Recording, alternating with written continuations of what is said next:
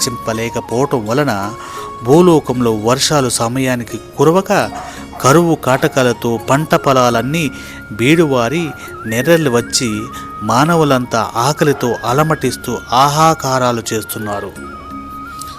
అప్పుడు లోక కళ్యాణం ఆశించిన మహర్షులందరూ కలిసి బ్రహ్మ అయిన అత్రి మహర్షిని దర్శించి భూలోక వాసులను రక్షించి ఆకలి బాధల నుండి నివారణ చేయుడని ప్రార్థించారు. వారి ప్రార్థనను మన్నించిన అత్రి మహర్షి దయార్థ హృదయుడై తన ఆత్మ తేజస్తో ఓం గౌడేశ శివాయ స్వాహ అనే దివ్య మంత్రోచ్చరణలతో ఆ ఆయుధాన్ని దర్శించిన ఒక దివ్య పురుషుణ్ణి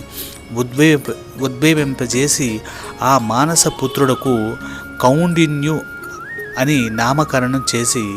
కుమార, నా తపశ్శక్తితో నీకు